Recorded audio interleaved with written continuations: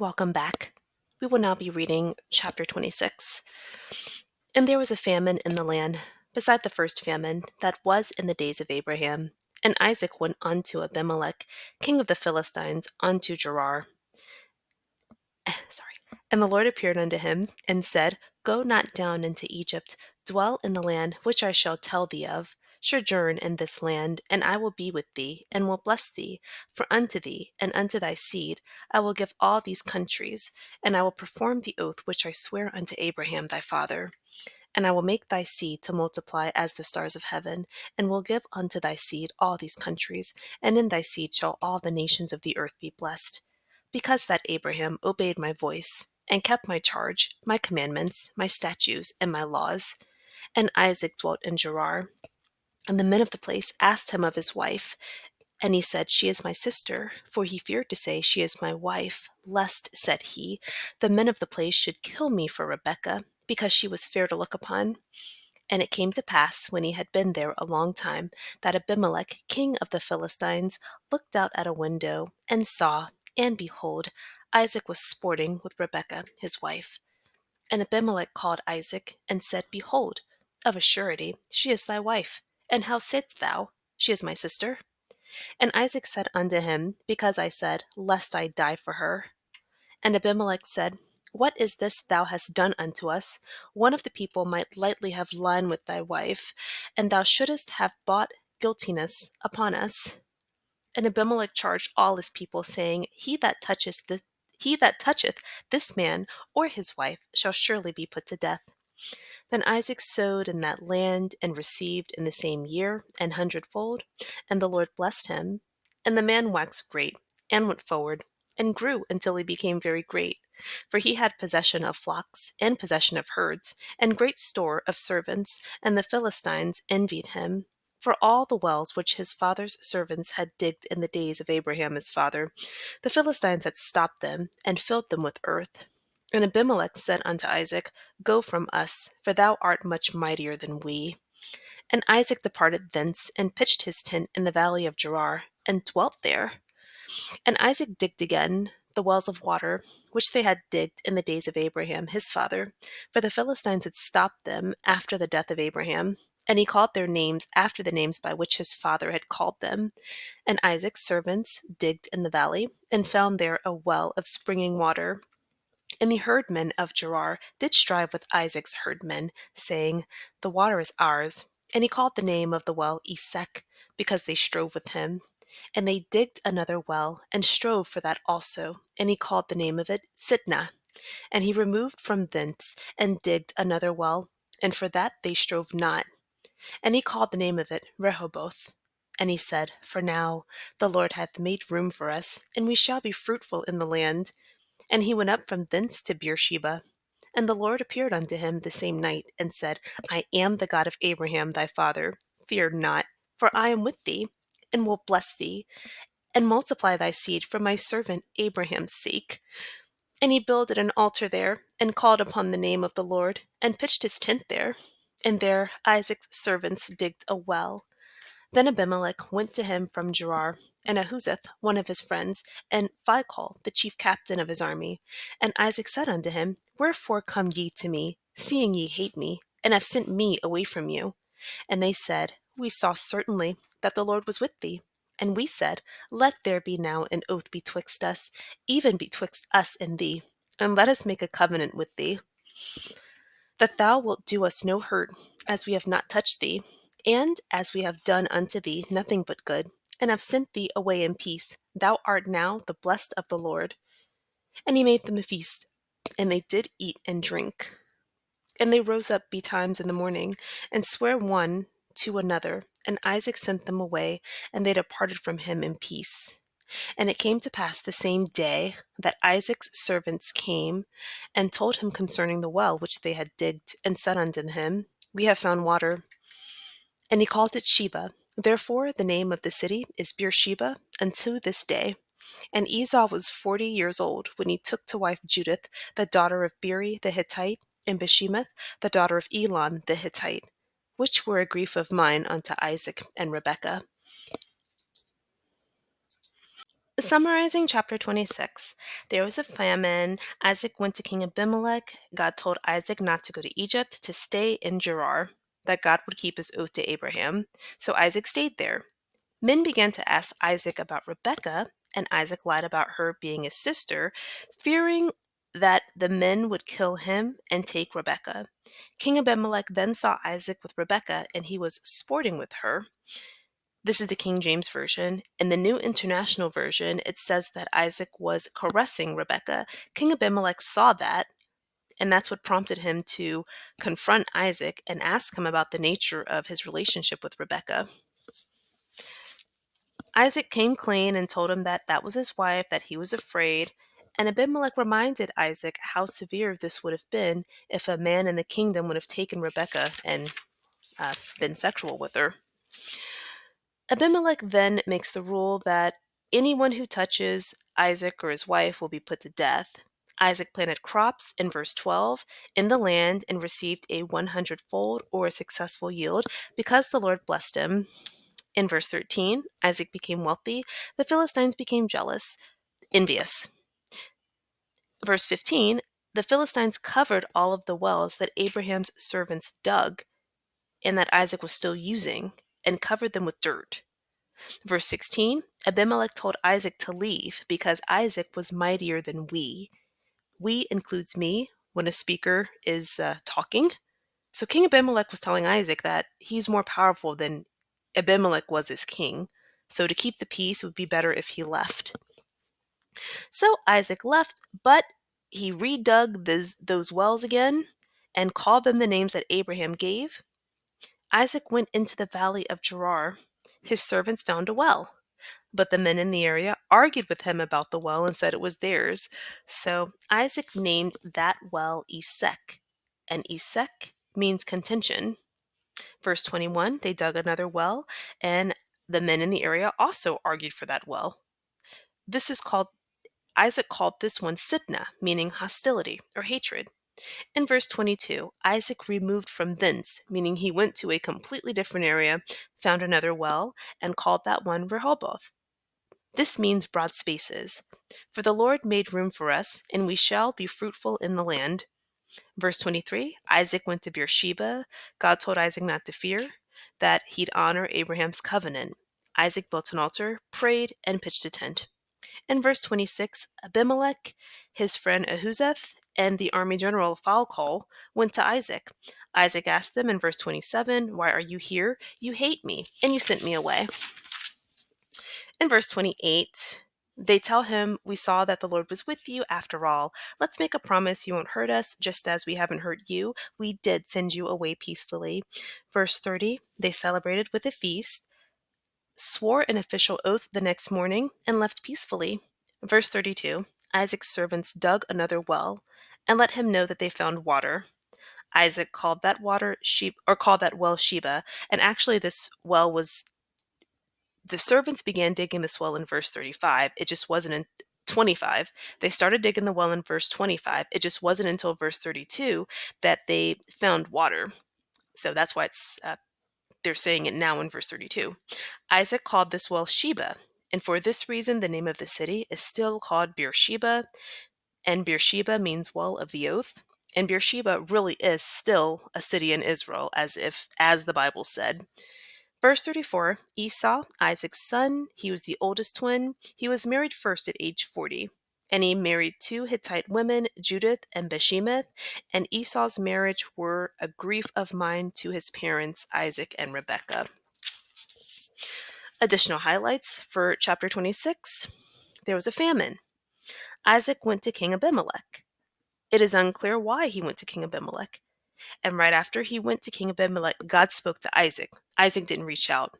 God told him, like before he did anything else, don't go to Egypt. To stay in Gerar, stay where the famine is. Famine means extreme scarcity, starvation, a great shortage.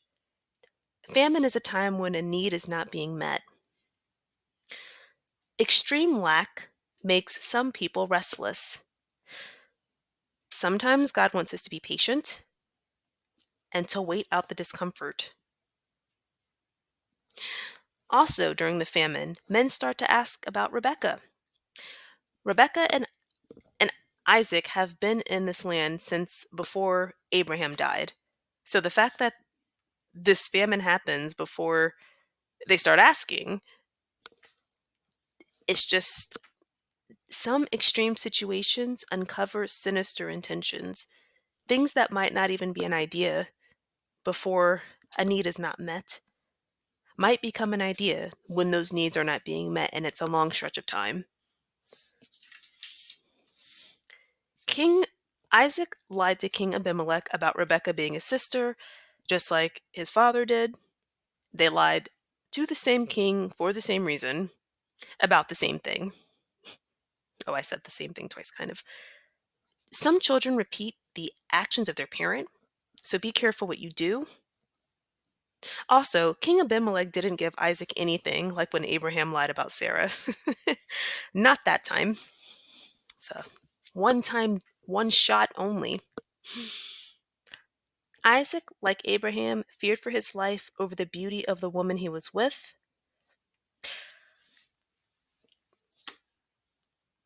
This may be more than just a physical appearance.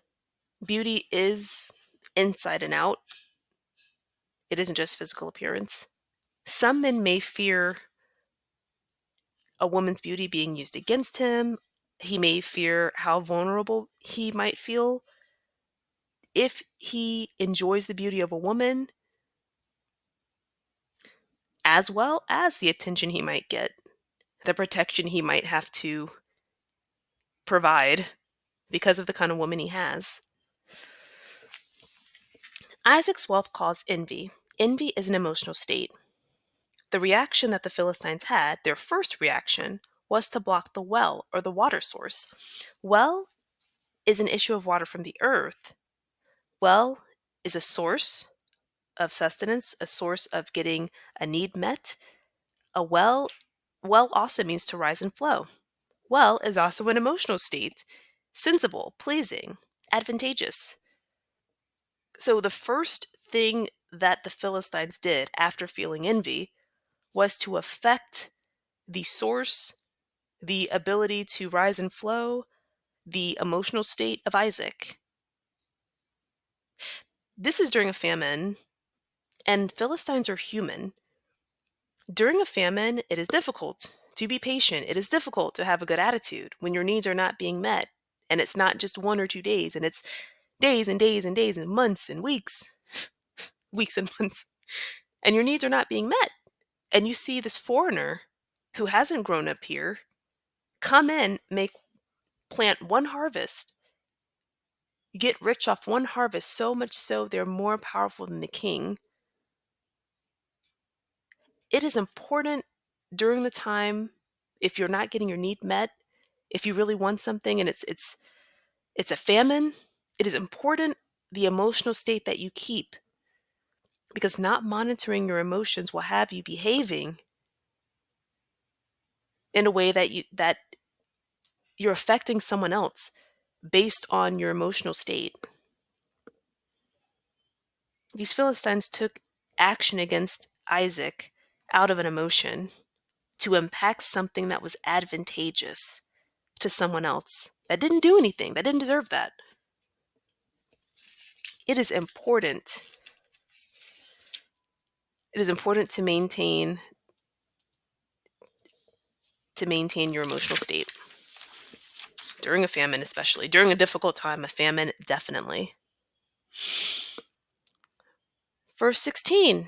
Abimelech asked Isaac to leave because he was more powerful than me. Just want to reiterate, Isaac off of one harvest was more powerful than the king, having the ability to produce effects, the possession of control or authority. Just because you do the right thing for yourself doesn't always mean you'll get treated fairly. Isaac did the right thing, and he still had to leave. He still had to leave and go into a valley because of someone's envy. Also, a leader has to keep the peace for everyone. It would have been easier to ask Isaac to leave than to deal with and to mediate between the jealous Philistines and Isaac. So being asked to leave an environment, sometimes it's because it would be too difficult to protect that one person than to ask that one person to leave. So in a situation where a person is the source of envy, that person might be asked to leave by a leader who's trying to keep things favorable. Sometimes the greater good is what the majority wants. Morality doesn't always keep the peace in every situation. Also, in chapter 20, verse 1, uh, Isaac was very petty. He didn't just leave after Abimelech asked him. He dug the wells back up, called them the names that Abraham gave them, and then left. Unnecessary, because nobody was using them at this point. Being asked to leave, Isaac had to go to the valley of Gerar. Valley means hollow, sunken, lacking in value, depression, reduction of activity, lowering. Isaac was innocently successful, and because of the jealousy from others, he had to go down, which is totally unfair. In this valley, depression, reduction of activity, Isaac had to find another source of water. And then he found one. But then in 26 verse 20, then the men told him that it was their well, so then he had to go to a different place. And then he found a well, and it was a good well, but then the men there wanted to argue with him. This just kind of sounds like job history. Being asked to leave because of the envy, and sounds like workplace. Just sounds so much like workplace. But then in verse 22, he found another uh, well, but he had to go to a totally different place. Once things were going right, he left that place, he got himself together, and then he went to Beersheba, which is not in Gerar. It's outside of Gerar.